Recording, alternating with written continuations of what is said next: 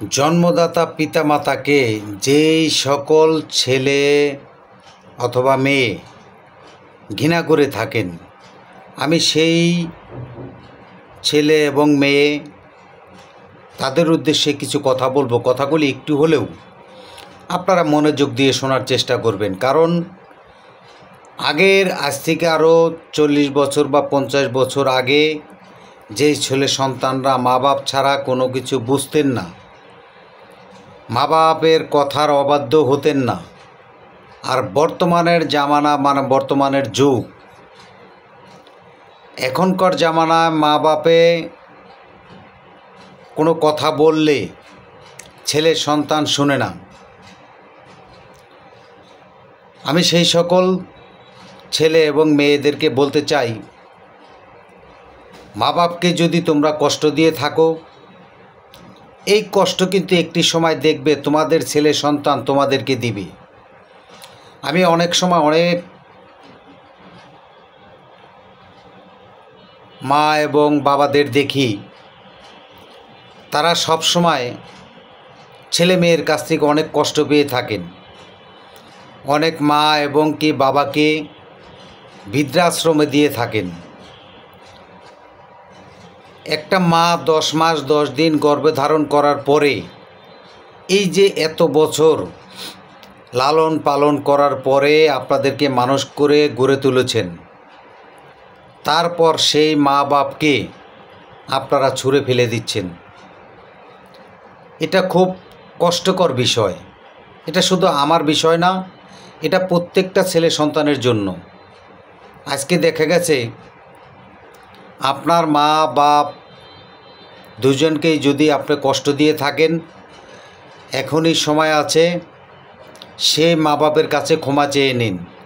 হয়তো দেখা গেছে কোনো না কোনো কারণবশতে আপনার ইনকাম সোর্স কম থাকার কারণে মা বাপকে ভরণ পোষণ ওইভাবে করতে পারছেন না, কিন্তু তার মানে এই নয় যে মা বাপকে আপনি ঘৃণার পাত্র হিসাবে দেখবেন, মা বাপকে বৃদ্ধাশ্রমে দিয়ে আসবেন।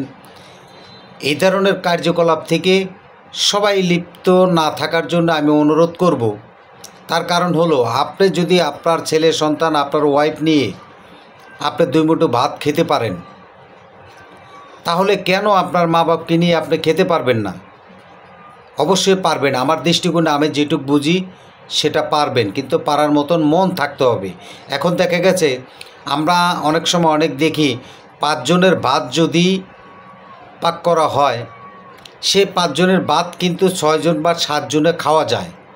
তার মানে এই নয় যে না, আমি 5 জনের ভাত 6 জন বা 7 জনে খেলাম দেখে আমার পেটের ক্ষুধা নষ্ট হয়ে যাচ্ছে বা আমি মারা যাচ্ছি, এরকম কিছু নয়।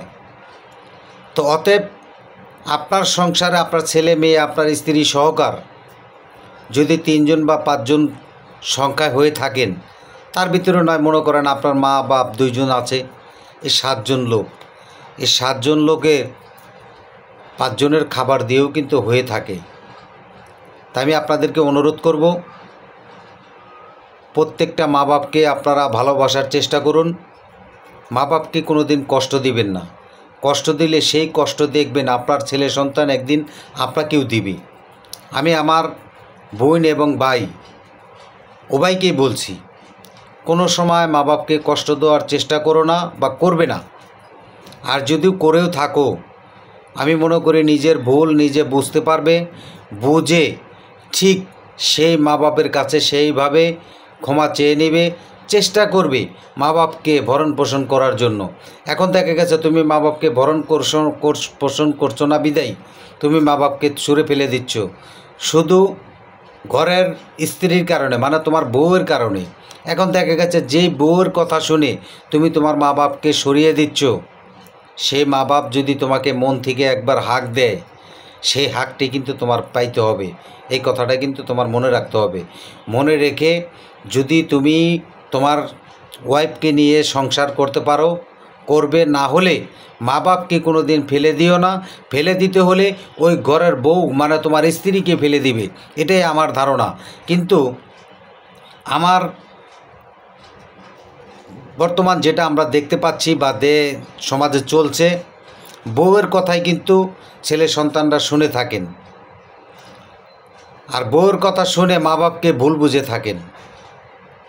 আমি সে সকল ছেলে সন্তানদের বলবো যে তোমরা এই ধরনের কাজে কোনো সময় লিপ্ত থাকবে না।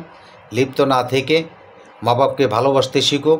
মা বাপ যদি তোমাদেরকে মন থেকে ভালোবাসে তাহলে দেখবে তুমি একদিন ভালো কিছু করতে পারবে। এটা আমার ধারণা বা বিশ্বাস। আর সেই জিনিসটি তৈরি করার চেষ্টা করো। সবাইকে ধন্যবাদ। আসসালামু আলাইকুম।